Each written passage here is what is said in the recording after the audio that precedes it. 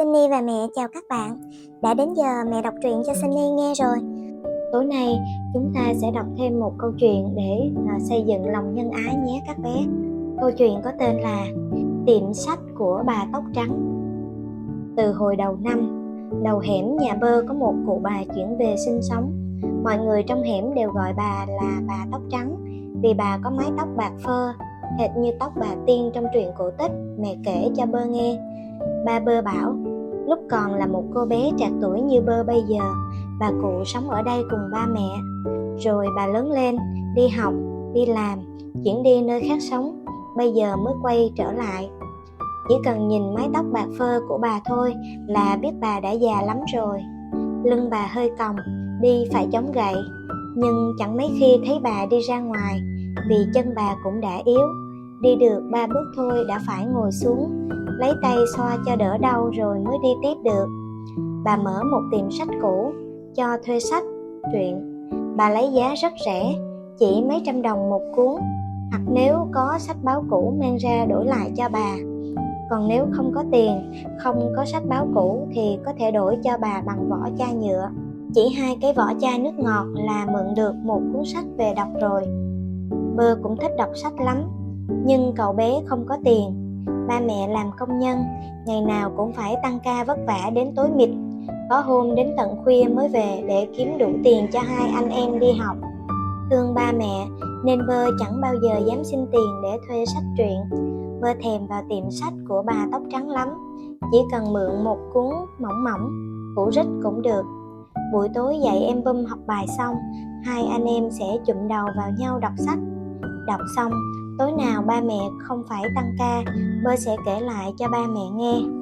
Từ lúc em Bum còn nhỏ, em Bum đã thích nghe Bơ kể chuyện. Mà dạo này, Bơ chẳng còn chuyện gì để đọc, để kể cho em Bum nghe nữa rồi. Hôm ấy, em Bum đi học về khoe được 10 điểm. Bơ đã hứa nếu em được 10 điểm, sẽ kể cho em nghe một câu chuyện mới. Thấy Bum háo hức chờ đến tối nghe Bơ kể chuyện, Bơ đánh liều đi vào tiệm sách của bà tóc trắng. Đến cửa, Bơ ngập ngừng mãi không dám vào. Bà tóc trắng nhìn thấy liền hỏi, vào đây đi cháu đổi sách hay thuê sách nào? Giọng của bà tóc trắng nghe thật hiền từ, dịu dàng. Khuôn mặt của bà trông phúc hậu hệt như bà nội của Bơ đang sống ở quê cùng chú út.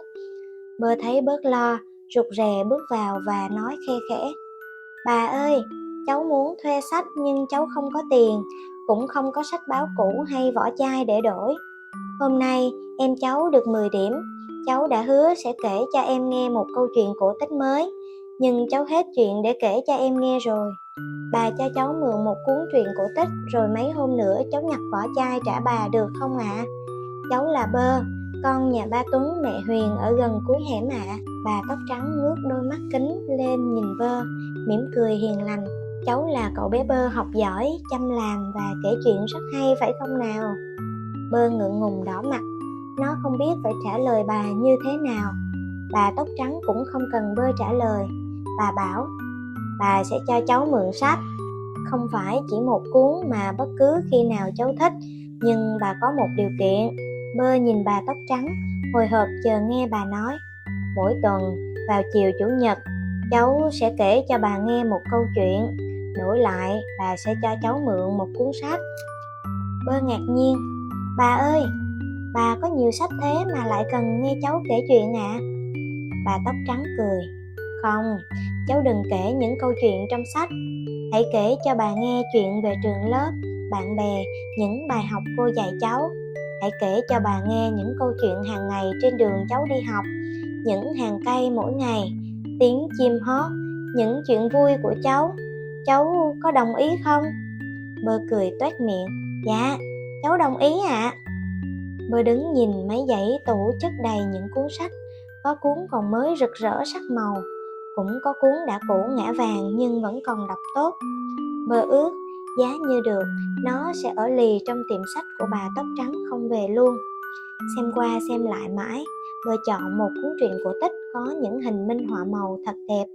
Chắc chắn em Bum nhìn cũng sẽ thích. Bơ cảm ơn bà tóc trắng rồi ra về. Kể từ chiều hôm đó, chiều chủ nhật nào Bơ cũng qua tiệm sách của bà tóc trắng, kể cho bà những câu chuyện bình thường hàng ngày. chuyện trời, chuyện mây, chuyện cây cối, chuyện trường lớp. Bơ chú ý đến mọi thứ xung quanh, quan sát những điều thú vị để kể cho bà nghe và mượn về những cuốn sách. Những cuốn sách mở ra cho Bơ biết bao điều lý thú. Còn những câu chuyện Bơ kể, bà tóc trắng lắng nghe một cách chăm chú. Có khi bà còn mỉm cười khi Bơ kể một chuyện thú vị. Cho đến một buổi trưa, khi đi học về, Bơ thấy trước tiệm sách của bà tóc trắng có một chiếc xe tải chở đồ. Bơ nghe những người hàng xóm xung quanh nói, con của bà tóc trắng về đón bà đi. Bà tóc trắng đang chào tạm biệt mọi người. Thấy Bơ, bà vẫy tay gọi. Bơ lại gần phía bà vuốt tóc Bơ. Bà phải chuyển đi rồi, không ở đây nữa. Số sách của tiệm bà đã tặng cho một thư viện miễn phí của thành phố. Bà đã chọn một số cuốn tặng cháu. Cảm ơn cháu trong thời gian qua đã giúp bà. Bơ nghẹn ngào. Bà ơi, cháu có giúp gì cho bà được đâu ạ. Bà đã cho cháu mượn sách. Cháu cảm ơn bà ạ. Bà tóc trắng đưa gói quà cho Bơ. Không, những câu chuyện của cháu đã giúp bà ngắm nhìn bên ngoài, ngắm nhìn hàng cây, con đường, nghe tiếng chim hót. Khi chân bà bị đau không đi được, chỉ có thể ngồi một chỗ trong tiệm sách. Cháu là một cậu bé kể chuyện rất hay. Bơ cầm những cuốn sách bà tặng, đứng nhìn theo cho đến khi chiếc xe đi hòa vào dòng xe cộ hối hả ngoài đường lớn. Chắc chắn Bơ sẽ nhớ tiệm sách của bà tóc trắng, nhớ cho đến khi Bơ cũng trở thành một người già. Câu chuyện rút ra, có những món quà tưởng là nhỏ bé, nhưng lại mang ý nghĩa rất lớn với người nhận, cũng như câu chuyện hàng ngày của Bơ đã giúp bà tóc trắng vui vẻ suốt một thời gian dài. Và câu chuyện tiệm sách của bà tóc trắng đến đây đã hết rồi.